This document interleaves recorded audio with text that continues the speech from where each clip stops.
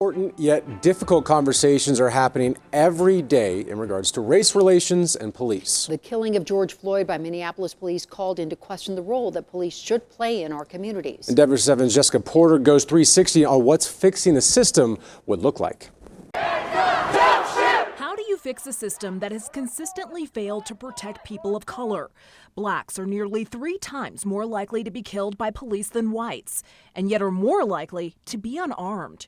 This month, Minneapolis took the unprecedented step of replacing its police department with a community-led model, but many believe reform is still possible.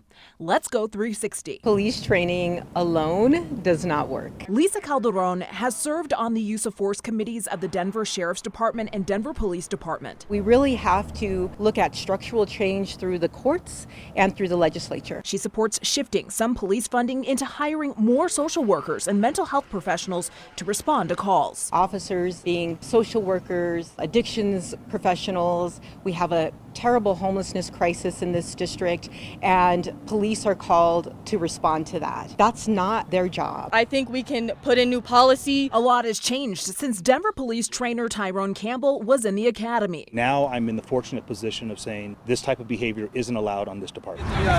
Laws requiring de-escalation and anti-bias training are relatively new. A 2017 law requires Colorado officers to complete 4 hours of holds and restraints training, 2 hours of de-escalation training, 4 hours of anti-bias training, and 2 hours of community policing.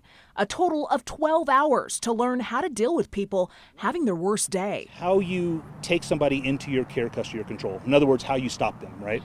But then the other one is how you treat them once you actually have them under your care, custody, or control. Campbell says the real work happens when officers complete a day of engagement at a place of their choice, like Children's Hospital or the rescue mission. The easiest one is called contact theory, which is when have you ever spent time with somebody who's different than you, somebody who doesn't look like you, doesn't believe like you, doesn't think like you, different socioeconomic class. But unlike other requirements for officers, like passing a psychological exam, a candidate isn't disqualified if they fail to recognize and deal with their own bias before hitting the streets. And that's something that the administration can take into consideration. Not very receptive to somebody who's not going to reflect the city well. And all this could have been easily avoided if police could, or the system really, could hold their own accountable. Matthew Horace is a 28-year police veteran who has written about injustices in law enforcement.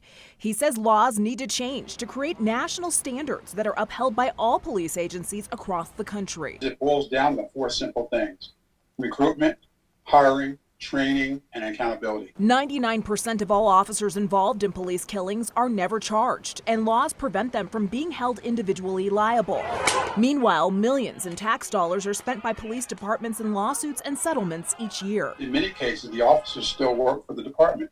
So there's no disincentive not to behave badly if you know, number one, you're not going to be impacted by the financial consequences. We need police reform that our leaders should lead now. Apollo Servant is an author and TED speaker who started the Police Empathy Academy. Teaches them emotional intelligence, mindfulness.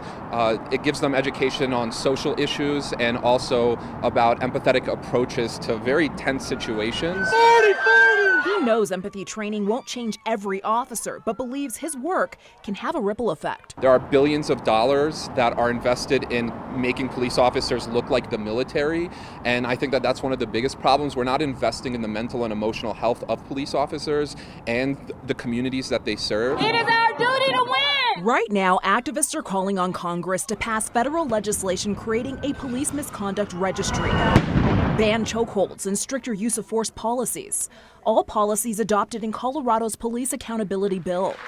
Attorney General Phil Weiser says there needs to be a fundamental shift in how we view justice. Instead, how about we look for diversionary programs, restorative justice, drug treatment, so that we're helping community members live productive lives without thinking that everything requires incarceration. That's all you need to do. Regardless of your perspective on what defines a model police department, there is no question the current model is already starting to change.